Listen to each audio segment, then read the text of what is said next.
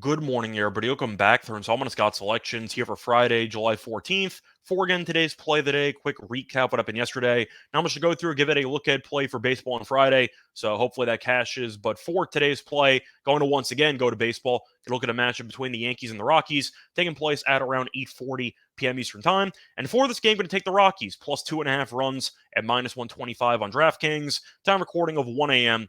Eastern Time. Coverings why I'm going to take the Rockies in this game. First reason, simply put, the Yankees are not good enough to be laying 2.5 in the spot. I understand that the road team, I understand that the Rockies are not a good baseball team, but the Yankees have not exactly been playing good baseball lately. The Yankees have lost 4 of their last 5 games. They're currently over 500, mostly because of how well they played when Judge was healthy. We know how bad the offense has been in the month and change where Judge has been out. They've been one of the worst offenses in the league. So I do think, once again, the Yankees are a little bit overvalued. Maybe there's some Yankee tax involved, but they're not really a good baseball team based on current form. And because of that, I do have some doubts if they'll be able to win this game by 3+ runs. Plus, the Rockies have been good at covering this number at home, as the Rockies have covered this number in 7 of their last 11 games. Once again, I know Colorado is a really bad baseball team, but you compare the home record to the road record, they're a lot better at home. So I do think, once again, they can keep this game respectable, and they could potentially lose with some dignity by only 1 or 2 runs, or maybe winning the game outright. But 2.5 to me seems a little bit ridiculous, especially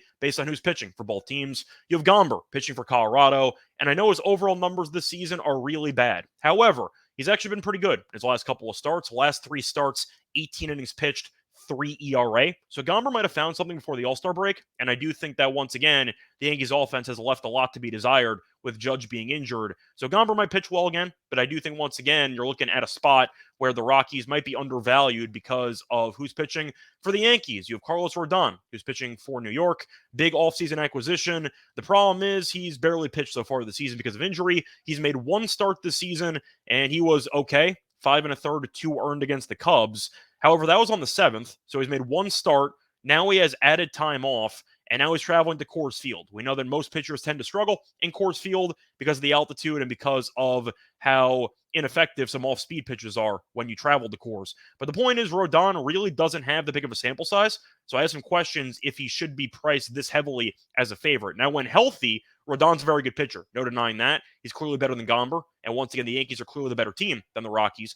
But with the All-Star break, you never exactly know how players or teams are going to look right after the layoff. And I do think when you're looking at Rodon's numbers this season, he has barely pitched, so it wouldn't shock me if he struggles in this hitters-friendly ballpark, especially since he struggled in his only appearance here in his career. He made 1 start in Coors Field, and he did not pitch well. 5 1/3, 6 earned runs. Now, it was a while ago, but the point is, Rodon might struggle once again in Coors, and with that being the case, I do think that expecting the Yankees to win by 3+ runs is kind of insane. If Cole was pitching, I'd understand it because Cole's one of the frontrunners to win the Cy Young Award. But for the sake of Rodon, who's made 1 start this year, now he's laying 2.5 on the run line. That's kind of insane to me. I'm going to take the Rockies on principle. Plus, the Yankees did make some news during the All-Star break because they made a scapegoat in the franchise. They were able to fire their hitting coach and replaced him with Sean Casey. Now, Sean Casey was a pretty good player. The problem is he has no experience as a hitting coach. And in fact, I don't believe he's ever been a coach anywhere. So it seems like Aaron Boone hired his best friend from Cincinnati, and now they're going to be in the coaching staff together. Can Sean Casey coach? I have no idea. So we're going to see what happens. But the fact that the Yankees did make a panic move, basically, by rearranging some deck chairs on the Titanic, by changing the hitting coach, that's not going to change the fact this team fundamentally is not very sound. And I do think that Casey, maybe he can be a good hitting coach, but I'll believe it when I see it. But once again, with Judge being out of the lineup, we know how bad the Yankees offense has been. And the Rockies, they're not a good team. I'm aware of that. But when you get Crone back in the lineup, you get Bryant back in the lineup, they do have some pieces that can do some damage against left-handed pitching. But when you're looking at the line itself, 2.5 for a home team here in the spot, I think is just way too big, and I'm going to take it. Spoil that once again here for Friday, July 14th is going to be on the Rockies plus 2.5 runs and minus 125 on DraftKings. Bye, everyone.